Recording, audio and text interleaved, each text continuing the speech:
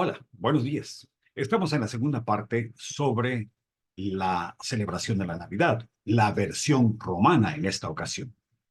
Sobre la celebración eclesiástica del nacimiento de Jesús, es decir, su nacimiento como fiesta romana, diremos que es un intento en el que la fecha no fue lo más importante. Más importante fue la confusión de los calendarios, y eso va a tener implicaciones serias sobre la fecha. La fiesta en honor a Saturno significaba el fin del periodo más oscuro del año y el nacimiento del sol, según el paganismo romano. Y eso se celebraba específicamente el 25 de diciembre. La fiesta se había iniciado a finales del siglo III antes de Cristo. Sin embargo, fue el Papa Julio I quien sustituyó el nacimiento del dios Sol por el nacimiento de Jesús a principios del siglo IV, más o menos en las primeras 3 décadas del siglo IV. Y él tenía un buen propósito. Según él, lo que él quería era terminar con las Saturnales o terminar con las Saturnalias, con esas fiestas antiguas que venían desde el siglo III antes de Cristo. Y el propósito era tomar una fiesta muy pública y darle una inflexión cristiana a esas fechas para terminar con aquellas fiestas paganas. Sin embargo, la fiesta quedó marcada en el calendario juliano y su inexactitud no se hizo esperar. No se subsanó la inexactitud de este calendario con las reformas posteriores al calendario juliano. Por eso, hoy hablaremos no tanto de la intención del Papa Julio I, sino más bien de la confusión de calendarios que se originó con el emperador Julio César en el año 46 a.C. Y fueron los ajustes a ese calendario los que determinaron que Jesús nació el año 4 antes de Cristo. Vamos a hablar entonces del calendario juliano y del error de ese calendario. Sacaremos algunas conclusiones. Julio César fue el emperador que aprobó en el año 46 antes de Cristo el calendario que lleva su nombre. Hablaremos más adelante del Papa Julio I, pero no confundamos, por favor, a Julio César, el emperador, con el Papa Julio I. Julio César es el emperador del año 46 que tomó esta decisión de la medición del tiempo y de su calendario, y Julio I es el Papa del siglo IV, principios del siglo IV.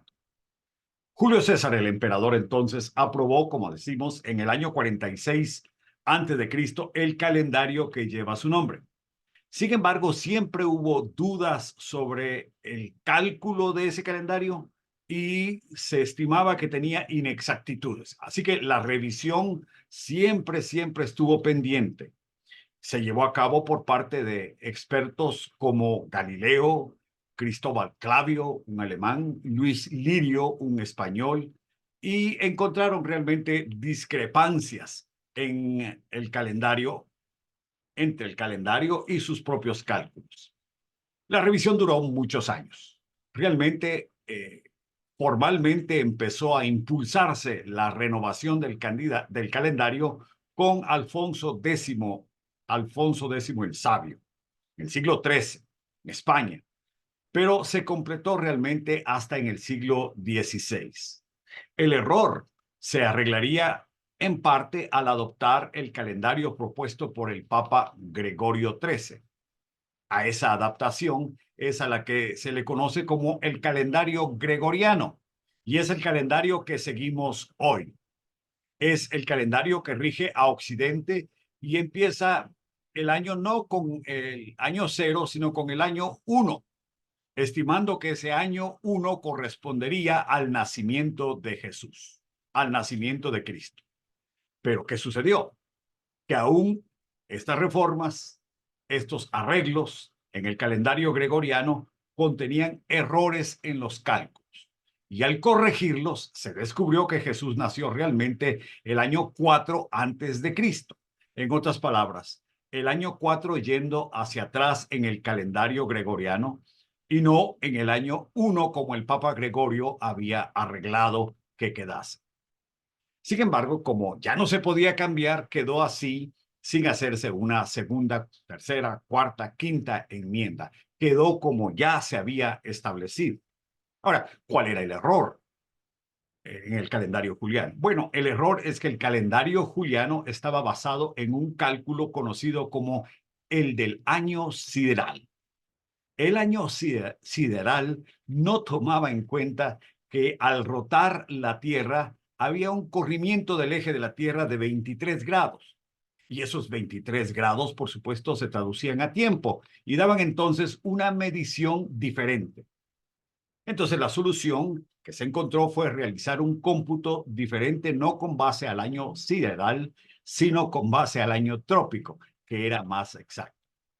La diferencia era de 365.242189. O sea, 0.242189 más 365, fracción de día. El calendario entonces del año trópico era más exacto. Menos exacto era ceder a la tentación que eventualmente se hizo de aproximar 365 más 0.212489 a 0.25. Sin embargo, eso era lo que el calendario juliano había hecho, ceder a esa tentación de la aproximación a 0.25. Había aproximado esos 365 días a 0.25 fracciones, en vez de 0.242189, como hemos venido diciendo. Y tras el ajuste gregoriano, también implicaba entonces que había 5 horas, 48 minutos, 45 segundos extras. El resultado es que con el paso del tiempo, al sumar todo eso, había una acumulación de aproximadamente 10 días que había que suprimir al calendario juliano y que era lo que intentaría corregir en 1582 la aprobación del calendario gregoriano. ¿Cómo se corrigió? Bueno, en 1582, cuando se adoptó el calendario gregoriano, digamos que se corrigió de un día para otro, suprimiendo la diferencia de los 10 días. Venimos computando. El 4 de octubre de 1582 del calendario gregoriano, del calendario juliano, pasó a ser el 15 de octubre de 1582 del calendario gregoriano. Y así desaparecieron 10 días extras, producto de esas 5 horas, 48 minutos, 45 segundos que se agregaban al redondear los decimales de el calendario juliano a 0.25. Y para ajustar perfectamente la medición del tiempo, se admitió que febrero tendría 28 días y que cada 4 años sería un año bisiesto con febrero de 29 días. Y todo eso explica por qué había un error en el calendario. Lo que se estaba corrigiendo en 1582 era la medición del tiempo. Y ya la fecha para el nacimiento de Jesús, importante como era para los revisores, quedó, después de todo esos ajustes que se hizo, ya no en el año 1, como había pretendido el Papa Gregorio XIII, sino al revisar y llevar hacia atrás los cálculos mencionados, resulta que Jesús había nacido el año 4 antes de Cristo y no el año 1 del calendario gregoriano. Y quedó así, para no alterar más fechas históricas y desordenar más las implicaciones temporales que el cambio podía ocasionar. Si bien el intento del Papa Julio I alrededor del siglo IV tenía implicaciones sinceras de suplantar la Saturnalia o las fiestas saturnales por una fiesta con una inflexión cristiana, quizá como todo lo que suele estar vinculado a las fiestas religiosas, termina siendo más carnavalesco que piadoso o espiritual. Por tanto, el vínculo histórico que el Papa Julio I procuró, vamos a respetarlo como eso, como un vínculo histórico, pero que hizo muy poco por rescatar el verdadero significado de la Navidad. ¿Qué es lo más importante en esta discusión sobre el calendario? Para el astrónomo, explicar todo esto que acabamos de aclarar. Para nosotros como cristianos lo más importante es cuál es el significado de la Navidad. Y aquí veremos el dictum de Anselmo de Canterbury, cur Deus homo, porque Dios se hizo hombre.